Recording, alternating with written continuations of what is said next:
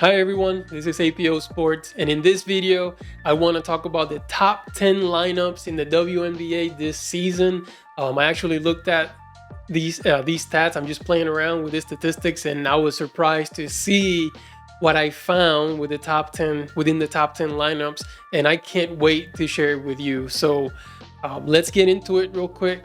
So right now, I'm in the Indiana Fever page. This is kind of how I get to the statistics that I tend to look at. So we're just going to look at all the teams. So we're going to go teams, well, not teams, I'm sorry. We're just going to go to lineups and advanced.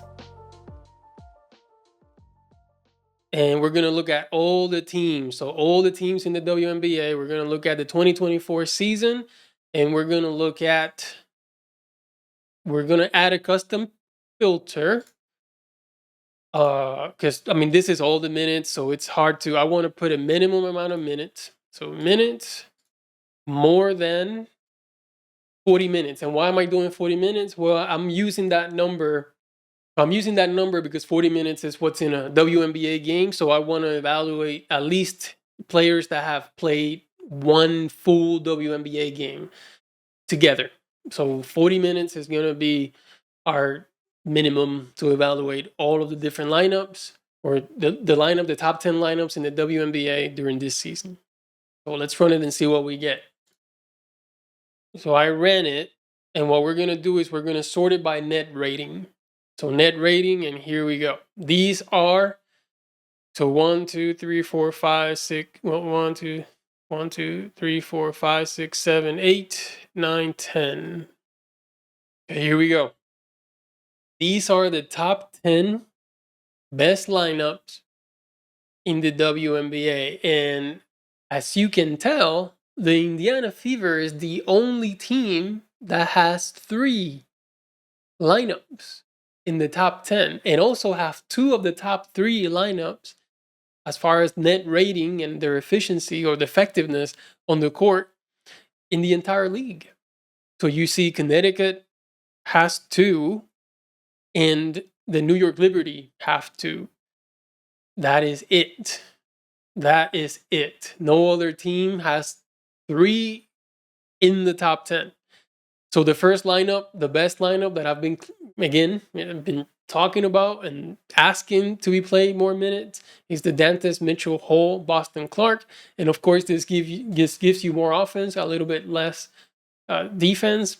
The fact Bainland, Mitchell, Hall, Boston, Clark, this gives you less offense, but it gives you more defense. And again, I mean, I've been trying to defend Katie Lou Hamilton, and not a lot of success. But hey, that same 4 with Katie Lou Hamilton on the floor is super effective. It's a plus 18, and they're the 9th best lineup in the entire WNBA, and not an insignificant amount of minutes, because you're talking about 43 minutes of time on the floor for the entire season. So this is really good. But it tells you again that if you have those 4 with any player that's not Alyssa Smith, and you're going to get good results. So again, we have to stop that starting lineup. You can't have it anymore. You can't deploy it anymore. You cannot have these 4 players spend most of their time playing alongside Alyssa Smith, because that's killing the team. So you have to have those 4 players alongside Fact Bentley, Dantas, or Katie Lou Hamilton. And of course, every now and then you can limit the amount of minutes that these 4 play with Alyssa Smith or anyone else. But you essentially, again, minimize and limit the amount of times that they play with Alyssa Smith. That's all I asked for. That's all that I wanted to display here. This is also interesting to look at, because the potential first round matchup with the Indiana Fever will probably be against the Connecticut Sun. So this is a lethal, I mean, look at the amount of minutes, 48 minutes. This is a very lethal lineup that gives you a pretty high amount of offense, but that defense, like, no one has no one can score on this lineup at all. So this is Bonner, Thomas, Mitchell. I don't know who this Mitchell is. T. Mitchell, Jones, and Harris.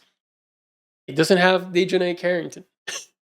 So whenever Dejounte Carrington is on the floor, um, it's not that scary. But anyway, she's over here with another lineup as well. So there's another one in the top 10 with the Sun that features Carrington.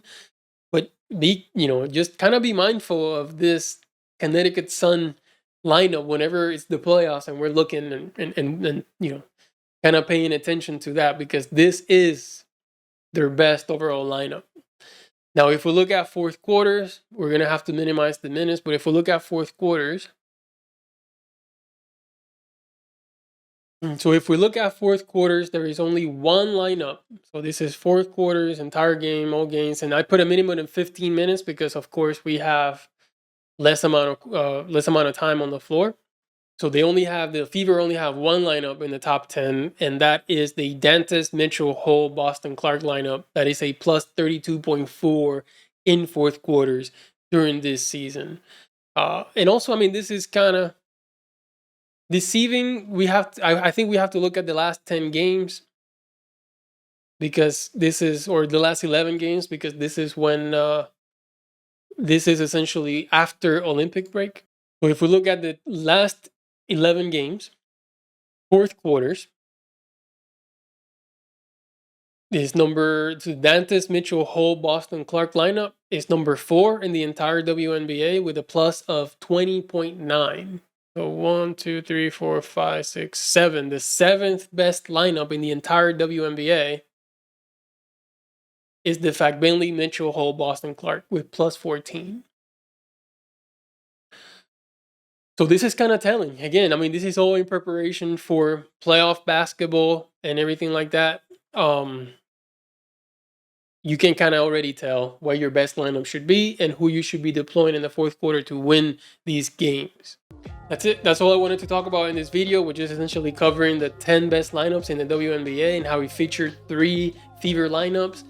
And we kind of know what we need to adjust. I really hope that they make the adjustments in this next game against the Mystics. That would be a good, kind of getting a sense of whether or not those lineups are pretty good.